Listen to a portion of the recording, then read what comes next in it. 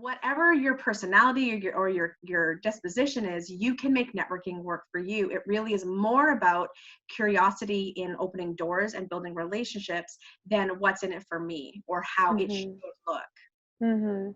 Yeah, I was going to ask you actually, what could it look like? Because I think a lot of people have a different interpretation of the word networking, and they think it means going to a networking event that's called that, where you're asked to bring business cards, where you're asked to pitch yourself or talk about your business.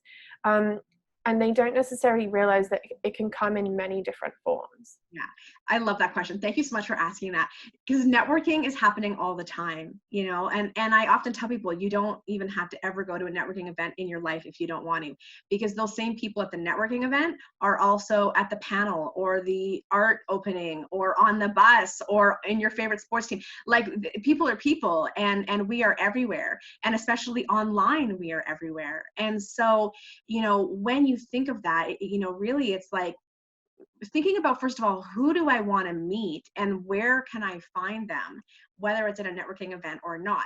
Now, there are advantages to going to a networking event. If you are, let's take me, for example, I'll give you an example.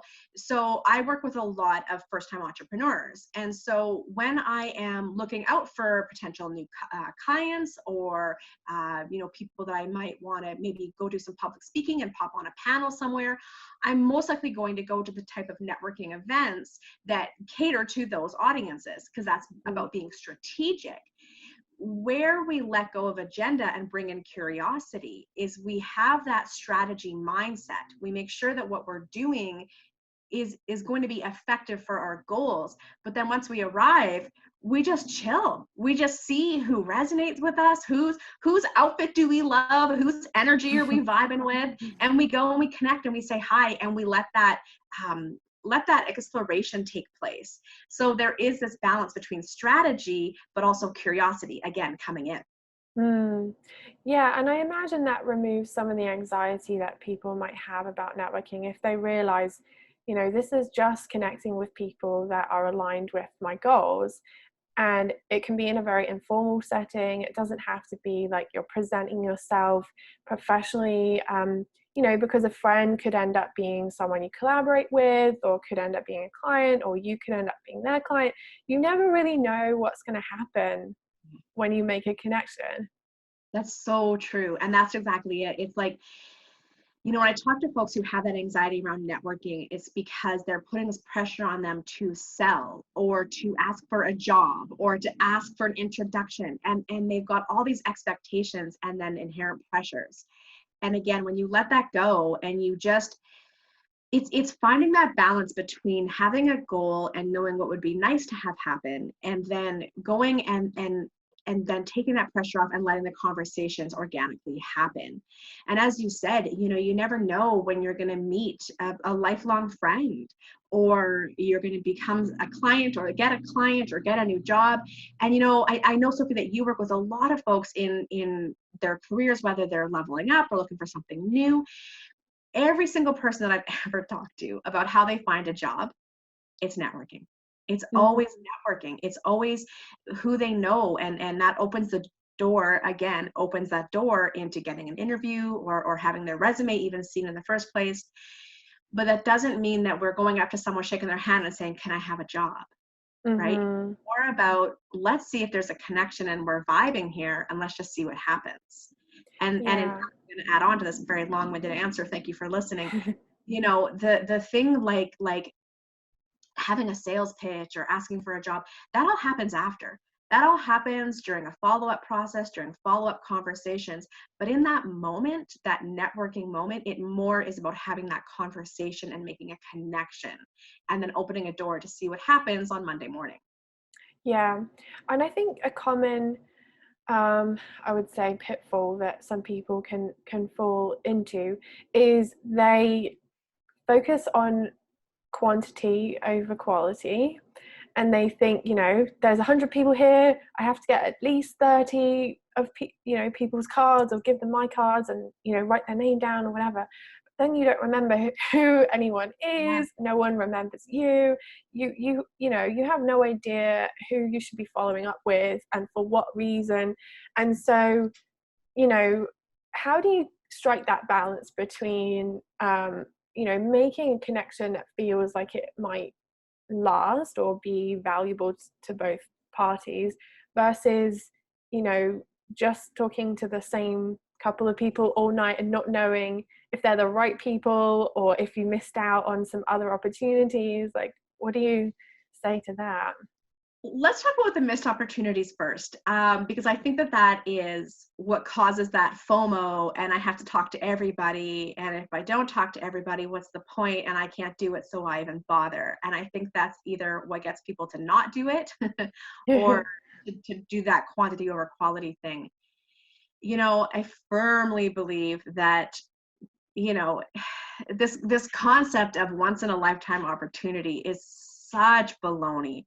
There are opportunities happening all around you all day, every day. And Sophie, how many times have we been at an event and seen each other from across the room over and over? Yeah. Again, you're if you're in certain circles, in certain cities, in certain organizations, you're going to keep running into the same people. So let's take that pressure off that I have to talk to everyone and get this once in a lifetime opportunity. All right, it's not true. Let's just take that pressure off right away. And then the other thing is that, when you're thinking quality over quantity, when we go into, I have to go everywhere and talk to everybody, this is where we get that burnout happening around networking. And this is something that I work with a lot with people, is that you actually don't have to go to everything. And in fact, when you do, you're just going to burn out. Only have so many conversations at once and so many emails at once. And so really it's more about being strategic and then picking your events or opportunities to network strategically and then being intentional once you arrive. I like to look at it as who would I love to spend a week on the beach with? And if I have someone in front of me and we get talking and I'm like, this is not somebody I want to spend any more time with, I don't get their card. I don't follow up because I know that I'm not going to make the effort to build a relationship. But if I'm talking to someone and I'm like, holy smokes, we have so much in common. You are so rad. I want to know you more. I'm absolutely going to be sending that email when I get home to say, let's keep this conversation going. Let's hop on another call. And so it is that I don't have to know everyone. I don't have to talk to everyone. And I only have to talk to people that I actually am interested in talking to. And that's okay. Yeah, and I think, obviously the strategy is quite complex, and that's one of the things that you specialize in. But, even just thinking to yourself, what is the purpose of this connection? If I am considering working for this person or at their company, is there an alignment in the values or our approach to work, our work ethic, things like that? Whereas if it's someone who could potentially be a client, you would be thinking, well, is this aligned with my picture of what my ideal client looks like? Is this someone I would enjoy working with? Is this someone who could genuinely benefit from my service?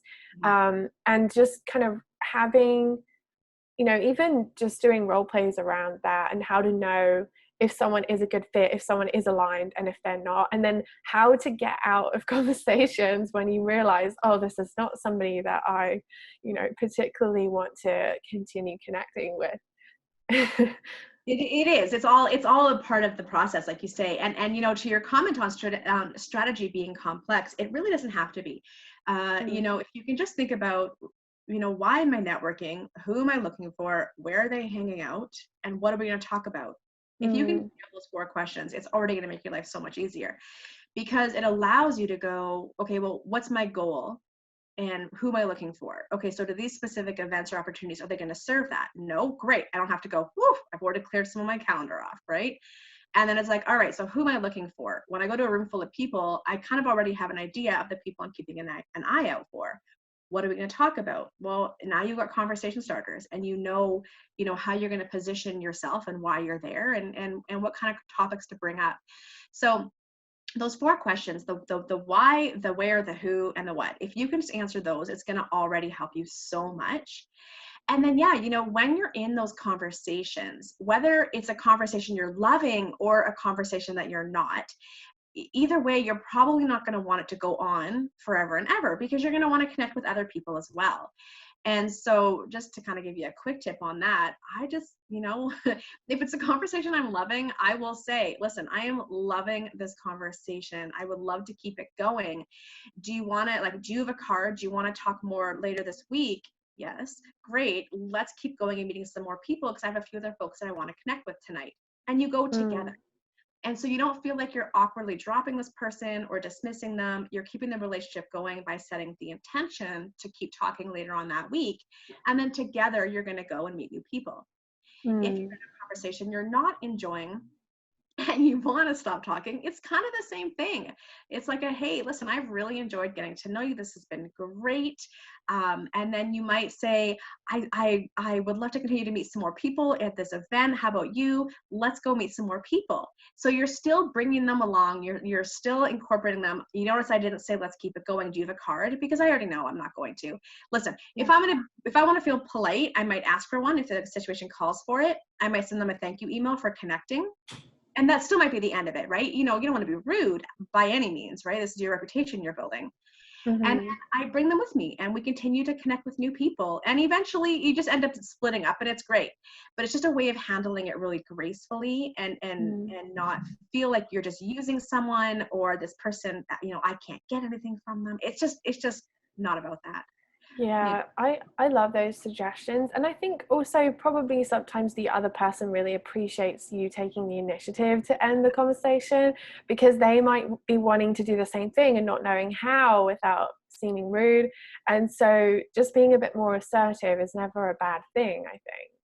That's exactly it. And you know what? That's the thing with networking. If you can, it's kind of like, when we see a spider and we say it's more afraid of you than you are of it. Yeah. So when you're networking, if you can just take the assumption that everyone else is more nervous to start a conversation than you are of starting that conversation, and just start it, people are going to be so relieved and so happy to talk to you. That's the first thing you do. Make eye contact and smile.